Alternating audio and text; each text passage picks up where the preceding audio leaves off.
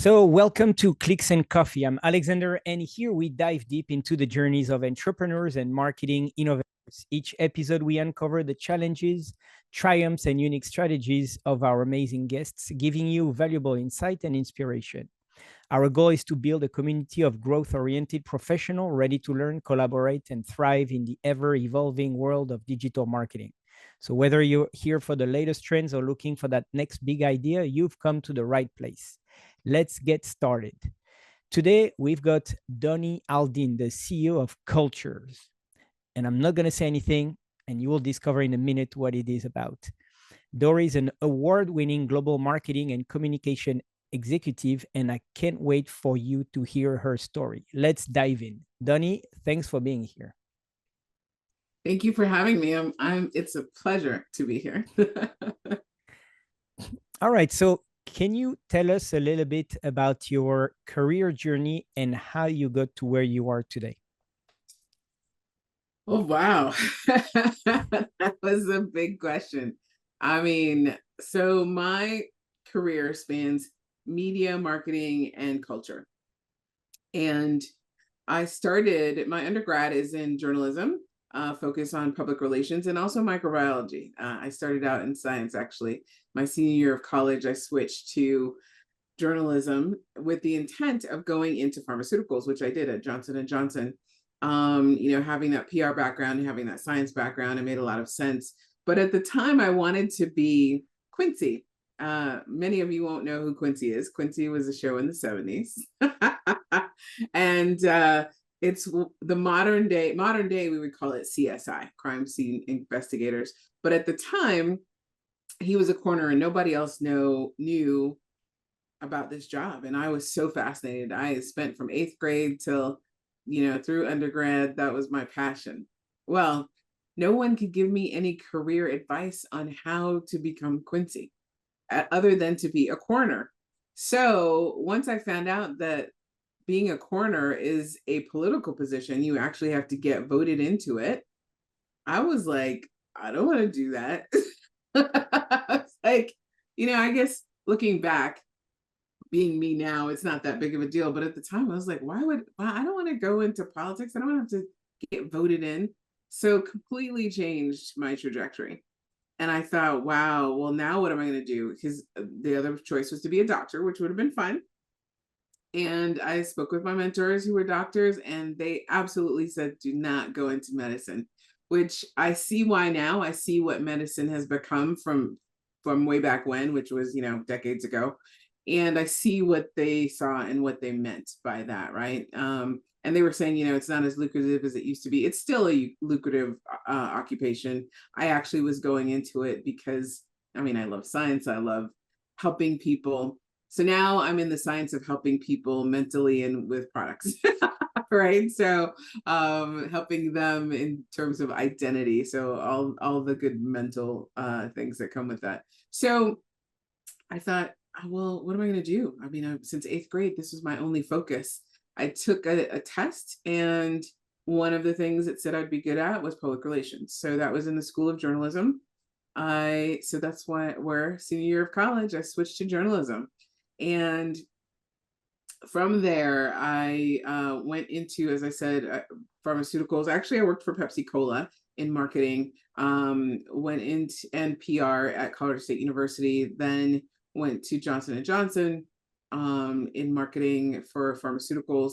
And from there, started my own business, which was a multinational, it was a manufacturing company that had products in stores in 45 countries. So we sold to stores like Hallmark and MoMA, the Met Museum in New York, in Sydney, the Getty Museum, all kinds of big names around the world and different places around the world with our award-winning products. So then, my personal life derailed a little bit. I got married, and I look back, I was saying to someone the other day, yeah, that really derailed me. And someone last night asked me, well, what will make you feel successful? I absolutely feel successful. I guess because you always have that drive, there's always more to achieve, to do. They thought maybe I didn't feel successful. But we were talking about how, to me, that was a derailment, right? Only because I'm not still married, but I was with that person for many decades. Anyway, anyway, I think That's for as another women, podcast. would you? Well, actually, I was about to say for this podcast, it's really important because I think that women don't realize, often we don't realize that once you get married, that changes your perception. And often you're so wrapped up in the relationship and making sure that you are a good partner in the relationship. And I saw, as a business owner, I saw many women who didn't have the support of their partners to do the things they needed to do to be successful as entrepreneurs. So it's actually very important, I think, that women, no one talks about how you may lose your identity along this path to make sure that the relationship is solid. So it's really important in entrepreneurship, and that partnership, and making sure that your partner, whomever they are as dedicated to what you're doing and understand. I mean, because a lot of people don't understand what it takes to be an entrepreneur, that they understand the path, some of the sacrifices, some of the dedication, and that you're on each other's cheering team, right? So anyway, that business, and actually all those experiences were great. And that advice I just gave came from speaking with many women who didn't have the support they needed for their entrepreneurial investors. And it's unfortunate because it actually ends up hurting the family as well. So from there, I in that business, we did so well that I actually was able to go back to my journalism roots. I was a columnist for the Denver Post for 8 years, and I was on TV. Someone just reminded me the other day. I remember my mom would call me and say, "Donnie's on TV," because I would being in the product industry. I was in the gift product industry. We knew a lot of what was coming out like 18 months before it hits the public. A lot of people don't understand how products come to the shelves, how they're manufactured, what the process is. And so it was that whole back end process. And so I always had this great information about what's upcoming, what's going to be new, what you should look for. And so that was the gist of my column. It's called Enriched Life, and it was how to enrich your life. Again, the psychological part. And then also on television, I'd bring these products to show how you can enrich your life with the products that I would, not only ours, but products that I would find around the globe. So did that, brought me back to my media roots, which I never left. I always had my fingers dabbling in media somehow. And now I am head of an organization that hits everything that I've ever done. So it's about culture, it's about marketing, which I have my MBA in marketing, and started PhD studies in communications, and taught at university a class for cultures, which is a 21st century identity media. And we had a class on I almost said globalism, which still works, but media and global culture identity was the class at an R1 university, which is Colorado State University. So bringing all that together, that is pretty much my trajectory. I worked at AT&T at or US West at Johnson & Johnson, in pharmaceuticals at Colorado State University, and for Pepsi. So that's my background. And of course, the Denver Post and lots of media organizations along the way that you get to interact with. And now it's all come together in one position. And so can you tell us a little bit more about culture and really what it is? Because, we can see it in your background, the Global Multicultural magazine. And, it's pretty interesting nowadays what's happening to I would say, the media industry. So I'm curious to see, what culture, what culture is, how it started, and like kind of how it's evolving, because, it's has to evolve today to keep thriving. And, from our earlier conversation to this year is going to be an exciting year for culture. So I want to hear about that.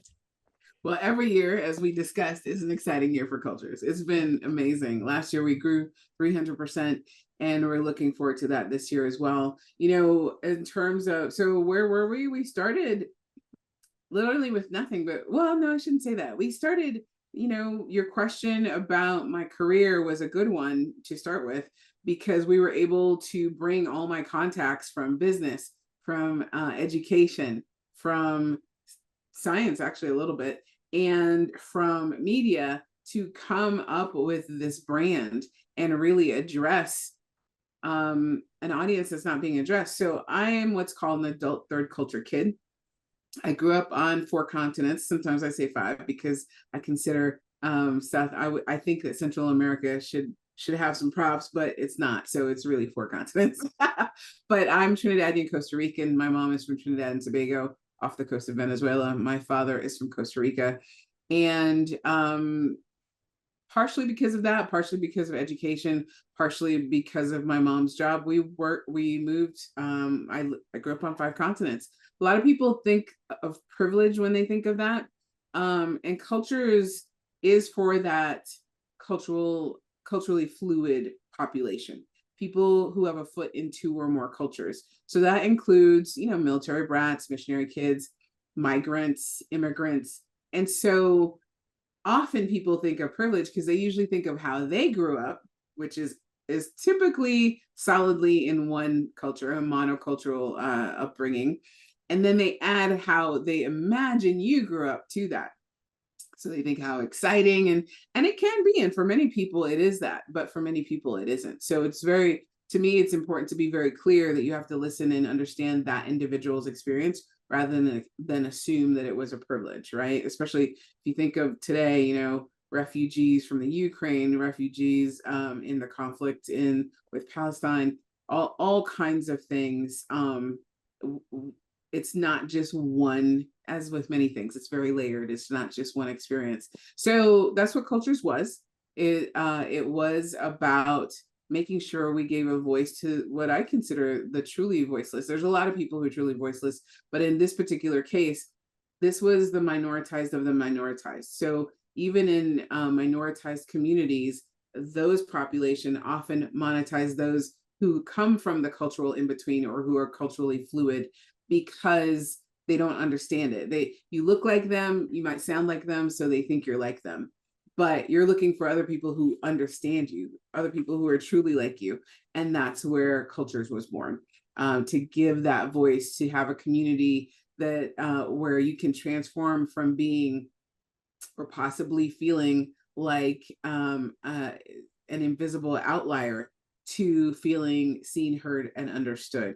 And so today, what that looks like is Cultures 21st century cultural identity media has media products and services specifically for this audience. We want to make sure that they do have that transformation, that they feel seen, heard, and understood, and have a community of people that really get them and make you thrive. Again, back to that mental health. Make sure that you thrive and you feel understood, and that leads to a sense of confidence that nothing else can give you. And is it also for people that want to discover other culture or get another point of view of where they That's are such as a well? good point, because yes, we say for the culturally fluid and those who love them. So there's a lot of what we do that actually is even better for the people who love their culturally fluid family members and friends than for our culturally fluid, because it allows those people who love them to really understand the people that they love, and to see points of view from a research perspective, because all of this comes from a lot of research that's been around since the 1930s, 40s, 50s. There's 238 million people as of 2018 that live outside of their passport country, and that number has been growing about 20% a year. So yes, there's so many people that those people touch, and so often they don't know what to do, how to do it. Well, Cultures helps you with that. Super, yeah, and I'm one of them, being from France and now living in the US. So, Yes, uh, yes. and so, um, when I was, going on your website, there is the media part, but there is also a store part. Yeah. And so is that part of like your marketing strategy, I would say, to make it a really encompassing experience rather than just media? So, yes, you have it right on the head. So, it's media products and experiences to enhance community and foster human connection for culturally fluid populations and the people who love them. So, we have the foundation, our cornerstone of everything we do is the print magazine, and it goes from there to digital to web, also our podcast and our video.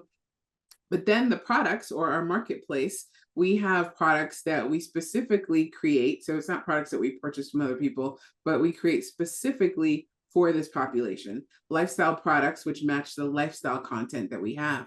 So food is an important part of that. So we have the culture celebrations, award-winning dinner party kit that helps you create a cultural dinner party, you know, maybe from Spain, from Costa Rica, from Italy, from Africa, from Tanzania, all kinds of things. It gives you everything you need, A to Z, to make the party, except for the food. But now we have a partnership with the Cooking Clubhouse in Spain, in Madrid, that has two. Their partners, their two owners are from Michelin. They're Michelin from restaurants, Michelin restaurants. They are chefs from Michelin restaurants. That's what I'm trying to say. That partnered with cultures, and they have this clubhouse in Spain where you do this active cooking as a group and you learn how to make tapas or paella. And so now we've encompassed that in our Spanish culture celebrations. So this dinner party kit. So when you purchase one of those kits, we have a basic and we have a platinum, you actually will get the food as well. So all the spices, you get the rice, anything except for any protein that you might want to add. And so you get the invitations, the thank you notes, the place cards, napkins, all to put together your party, and videos that tell you what to do, a book that tells you what, when, how, I mean, everything at once. So that's just an example of some of the product line and how it incorporates culture so you can experience cultures of others as well as enhance what you might know about yourself.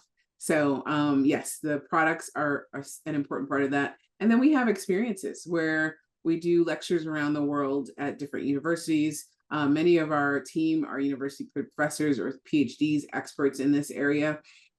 We do consulting. I've had the pleasure of consulting for the director of Wonder Woman on and Turner on films in this arena, as well as we have journeys around the world. We had a safari in Tanzania for someone's 50th birthday that was very culturally focused. So yes, it's an all-encompassing experience, media products and experiences to make sure that you live in full color.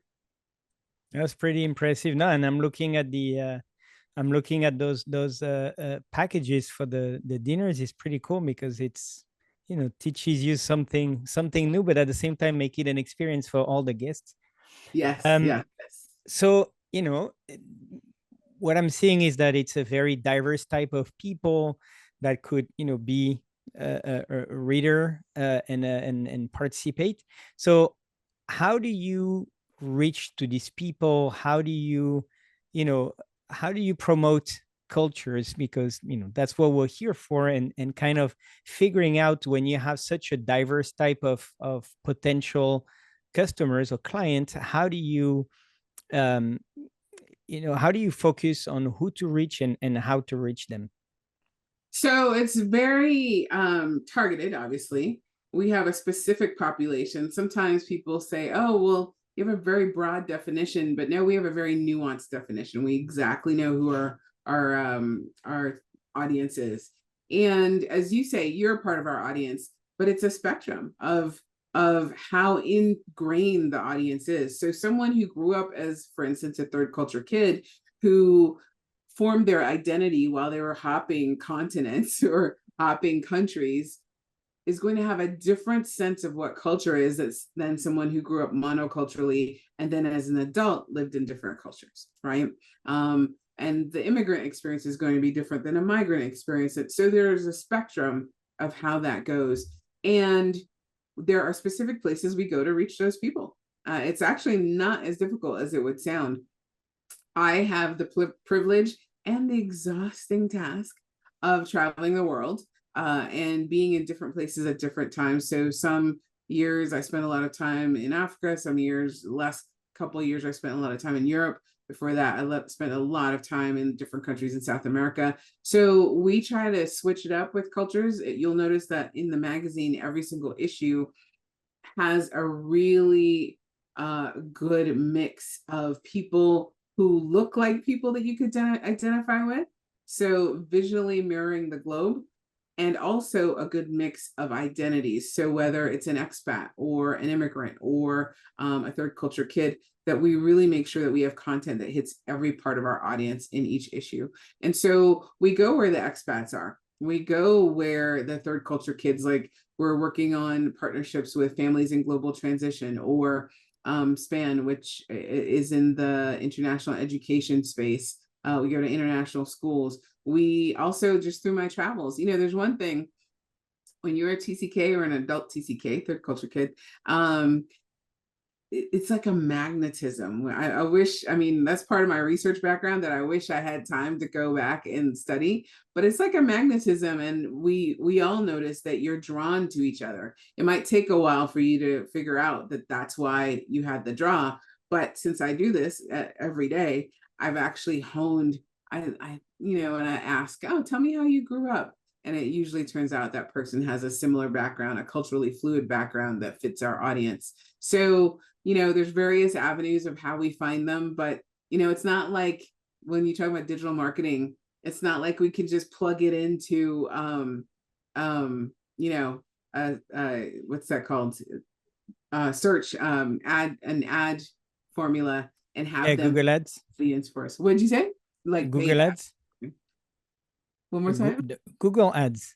Yeah. Or paid advertising. We can't just type in this demographic and have it come up. You have to focus on the lifestyle and the thought of the person you're looking for. And that's how you get to them. But for us, it's easier to find them on the ground and find them in organizations and find them in experiences.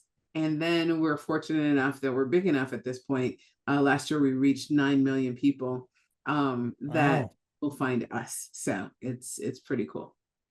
So, so for you, the marketing is really more in person to, I would say, acquire, readers and viewers and participants. And then what do you do on the digital side? Because I can see you guys are doing a lot of, so you're doing a lot of articles. Do you on the web try to do articles on a weekly basis, daily basis to reach out to people, or you stick with doing once a month? Of course, we're a content company, so content is super important for us. Email marketing is super important. Social didn't used to be important, so we're late to the social game because we had 500,000 people on our email list very early on.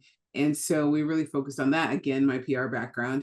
But I then realized, people look at the social and they go, wow, you don't have a very big social presence. So we're just now starting to build that, right? But we publish online once each weekday. And then we have we have a 5 times a year print magazine and digital magazine that we put out. And then we have podcasts that we put out once a week. So video podcasts and then audio podcasts. So, well, I should say vlogs, I guess, but videos that we put out once a week, which we have really gone all into that. So we used to be on a platform that no longer is there. So we've lost all of our views in the community that was there because it closed unexpectedly. So now we've gone to YouTube and we're just now building that strategy, but our videos are amazing, just outstanding. The quality that our production team puts together is just top notch. So we're looking forward to that being a big part of our digital marketing as well. Okay. And of course, SEO and funnels, of course. Exactly. And so what would be I would say the percentage of, I would say organic, I would say, or organic views or organic content versus the paid? Do you guys do any paid search? So we've done a little bit of paid search. It's mostly organic. So at our height a couple of years ago, we had, well, our height is now, but in terms of digital, a couple of years ago, we had about 83,000 visitors a month to our website.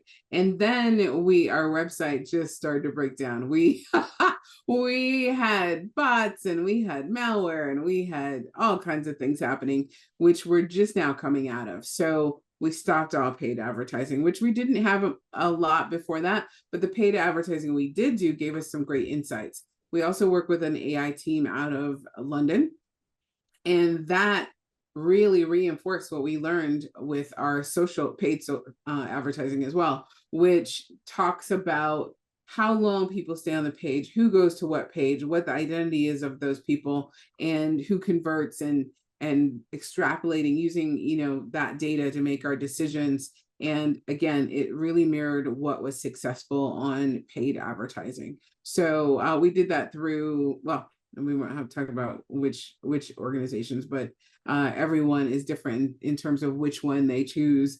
But yeah, we were able to get some good insights, and I didn't expect that from paid advertising. And I actually didn't even see the value, the great value that it gave to us until we got our report from our AI team. And it's like, oh wow, that our paid advertising taught us that. So very interesting. But you know, our keywords, SEO, all that, and we have a lot of organic traffic at this point. So we're building back. We have a new site that we're building. Actually, up to now, in the last couple of years, we made our content free because we focused on growth. Well, and you could still purchase. We call our print product our luxury product. So we had subscribers to print and distribution in print. But now we're going to focus on revenue again. We have group subscriptions for organizations and universities. Last year, we worked with 68 universities. And so we're looking to that to focus on revenue going forward, because our goal is to support this community and make sure that we have members that feel seen. And of course, we have to have revenue in order to get to do that. So that is our focus going forward. And so we'll be instituting a paywall that you can get up to 3 free articles a month. But beyond that, to get our exclusive content, you'll have to either have a group subscription through a business, an organization, or a university, or come directly and have a personal membership or subscription. All right. And so since, you know, you have to be mindful of your data, how do you, what are the top, I would say, 3 KPIs do you monitor on a monthly or weekly basis to kind of know the performance of your company? Well, that's a very good question. We only recently started really heavily focusing on KPIs throughout the company. Before that, only certain positions had KPIs. Now everyone is focused on it. So basically conversions, like how many people are we getting to the website? How many people are we getting to know about our product? And then how many of those people are actually becoming members, becoming part of our community? That's super important, because again, we can't continue to survive and thrive and help our community thrive unless they support us. So those are 2 major KPIs. And then also how many people are part of the community in terms of the newsletter. So we don't want to be exclusive. We want to make sure if someone isn't able to afford a subscription, then you can still be a part of the newsletter. You can still get free content from our videos or our podcasts, but we reserve, I don't want to say the best because we put out all good content, but I'll say the bulk of our content is reserved for our paying members. But we have so much content out there that even people who are unable to support the company monetarily, they can be a part as well. And so those are the key KPIs that are important to us. Cool. And so, because, you know, I can hear you have a lot of projects. What would be, or can you share a successful campaign or project that you're particularly proud of in the recent weeks or recent months? So I'm not sure. I mean, it sounds like maybe you're thinking that the 3 areas that we focus on are a lot of product projects. They actually all come into one. So our membership is our success, and also where all of those projects, if that's what you mean by them, meet, right? So we have a some people go, oh, a subscription box, but it's really a membership. So we have a membership that gives you a quarterly subscription box of products. So the Culture Celebrations dinner party kit is one of them. And you also get cultural greeting cards that you can't find anywhere else, original art, original sentiments specifically for this population. Every magazine that we have has a specific destination around the globe that we focus on. And so with each of those destinations, we create global bath and body specifically for that destination with the characteristics that will hopefully make you feel like you're there. So when you get this subscription box, it has a number of items, and the point is to engulf your senses, to have everything in one place to make you feel like you're part of this culture. And so that brings our media, our products, and our experiences together. As part of this membership, you also get a discount for our global journeys, a pretty hefty discount that would, if you go on any of our journeys, it would pay for your membership many times over. You get a discount to our marketplace, which also has apparel and other things, as well as the media. So you, just like a group subscription to a university or an organization, the individual membership then gives you that premium subscription to that behind the scenes content and those items as well. So that full media, products, and experiences comes all together to engulf your senses in our one membership, and that would be our success. Oh, no, that's very interesting. And so how much did you have to experiment to come up with that idea? Because it seems to me that it's as a marketer and as doing marketing, or trying to grow as a company, you're always trying to find what is the secret sauce, what is the special thing to keep making yourself different from other. And so how much experimentation did how much experience you play in the growth and formulation of that as package?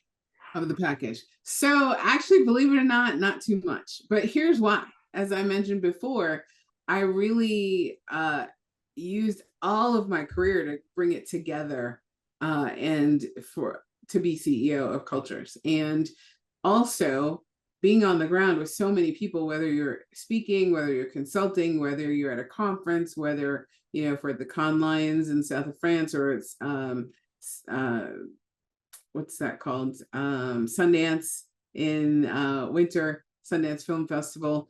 You're able to interact with your public all the time. So you get feedback all the time.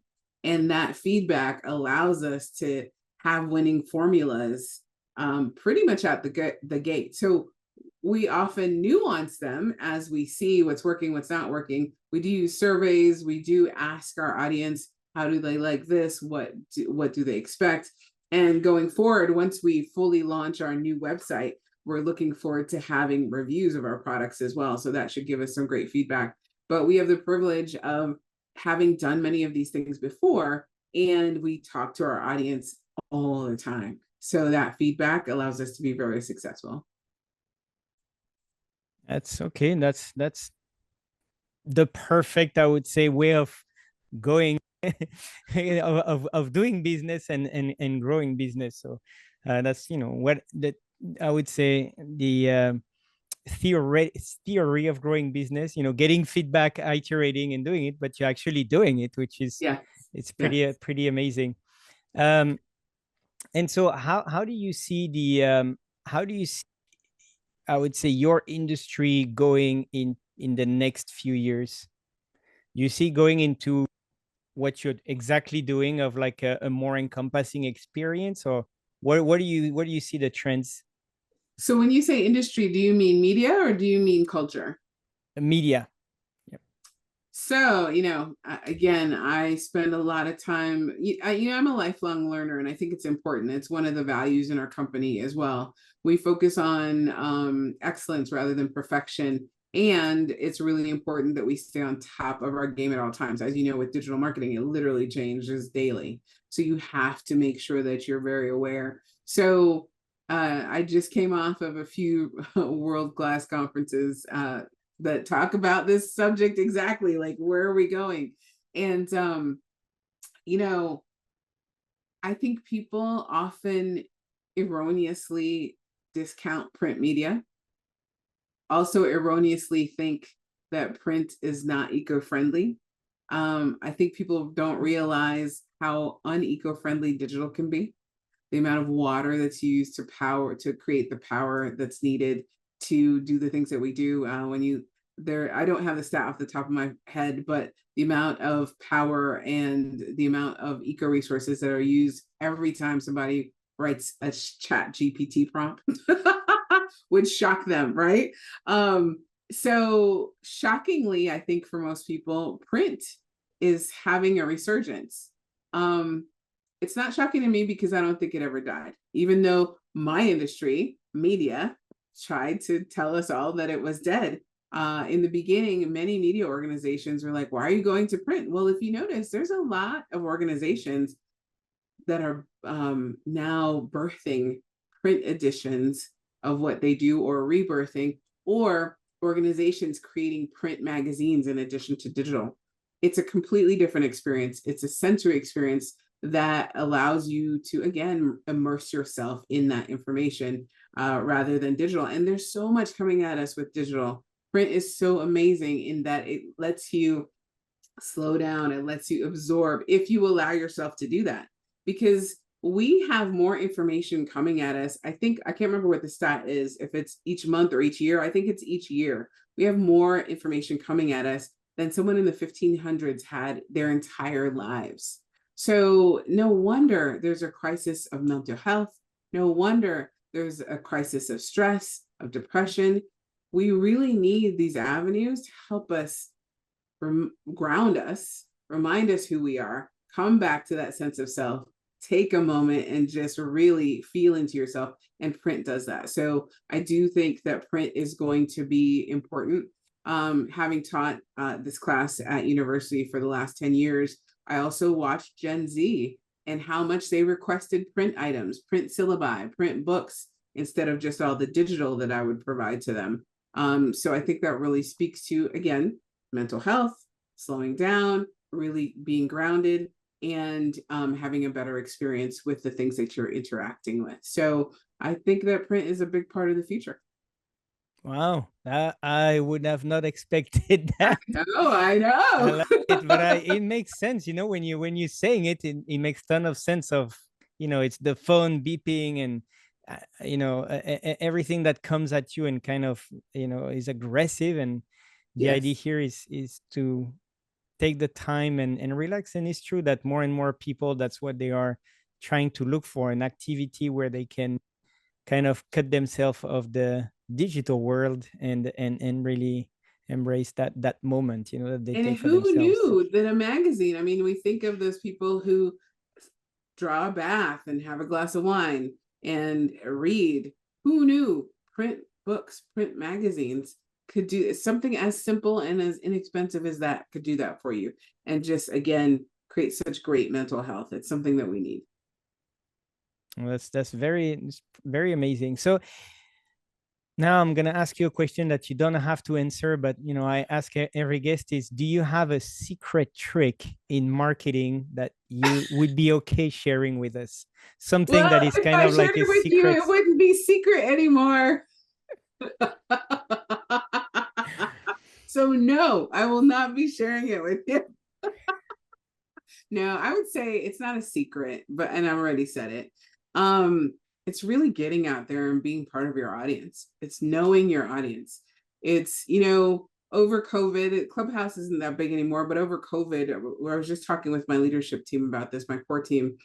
Um, in Clubhouse, we'd have, I almost said tens of thousands. I did that the other day too. It's thousands, up to 10,000 people come through our Clubhouse rooms during COVID. And, I think that's the interaction that people needed at the time, especially a lot of people were locked up in their homes by themselves, or, even with other people, you had to get away from the other people. But I think going deep in, however you do it, Clubhouse was the way at that time for me now, and for me for many years, even toward the middle of COVID, being out and about with our audience, right? Being out and about in the world, surveys, however you do it, but speaking to and being with your audience, I think is the secret sauce. Because even when I don't want to listen, or even when I want to dismiss what somebody gave me an idea or a suggestion, I'm like, I get ideas all day long. As you said, how do you vet those? It's like people, oh, you should do this. Okay.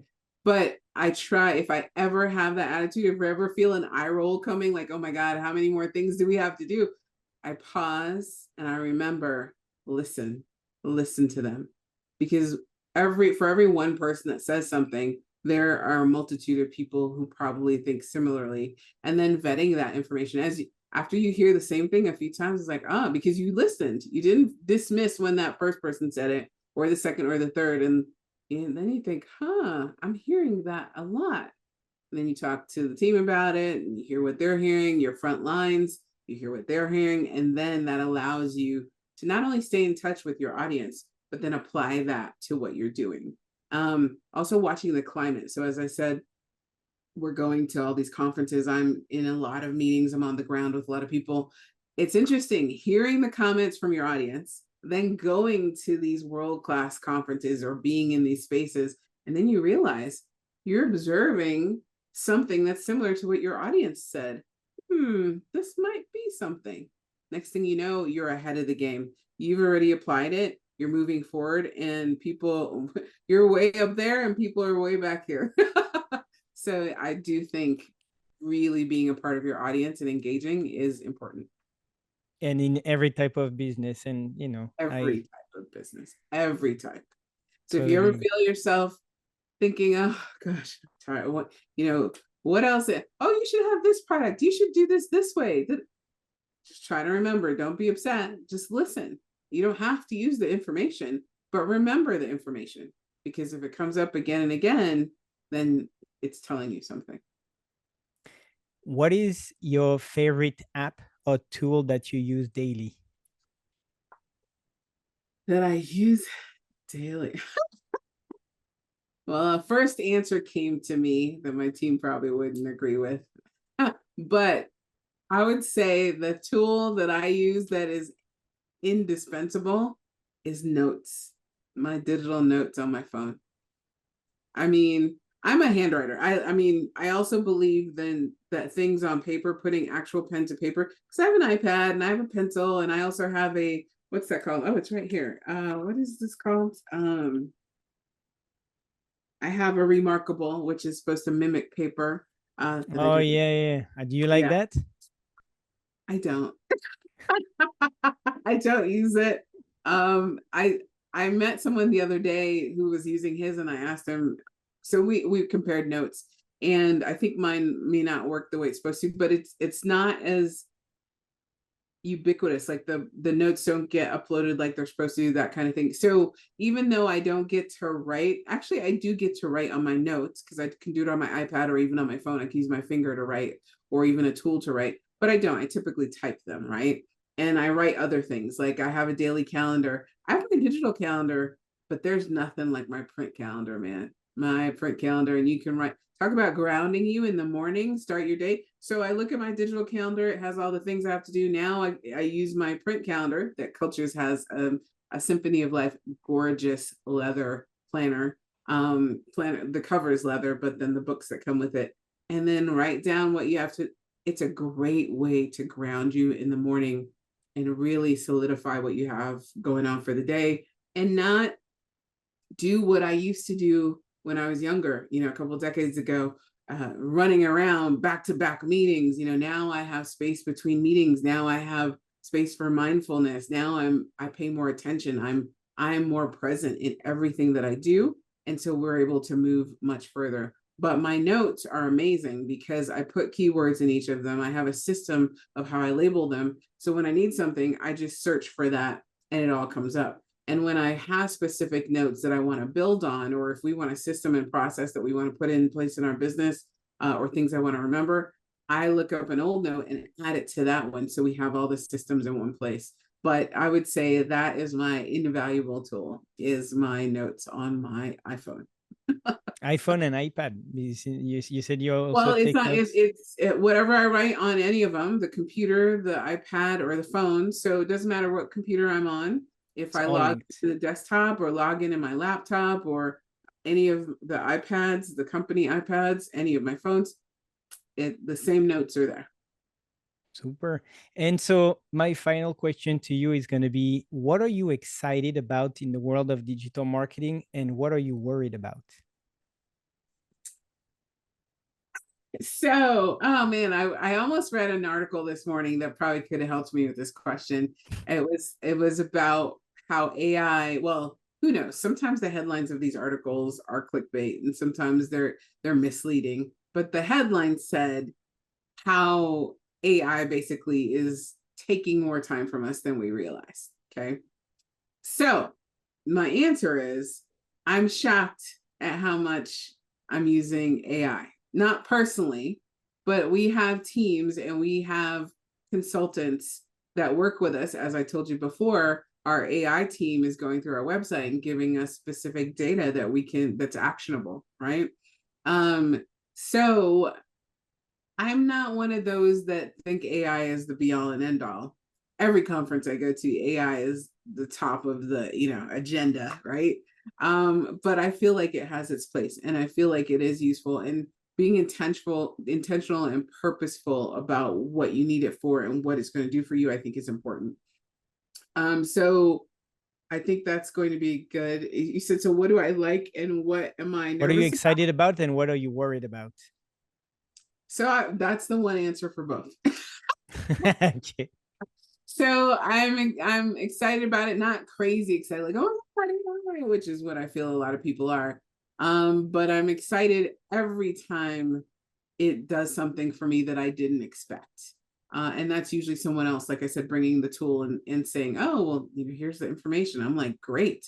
And I'm worried about, it does use up a lot of our ecology, right? Like I've been big on the environment since I was 18, before this was a thing.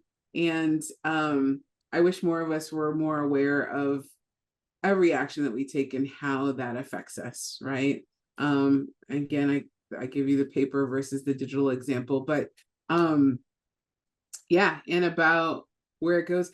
I heard something today that I'd heard before, and it was about the writer of The Terminator, who also wrote The Matrix. So The Terminator is like a prequel to The Matrix. And Sarah Connor from The Terminator is the mother of John Connor. I mean, no, of Neo, excuse me. John Connor is Neo. So anyway, it was talking about basically how we're supposed to fight the machines. The machines are man-made versus what has been God-made, or whatever the case may be. So anyway, I was listening about that, and it was really fascinating. And that's the thing I think we have to guard against. So we do so many things that we recreate that nature already created for us, and then there are all these unintended consequences. And to me, that's worrisome.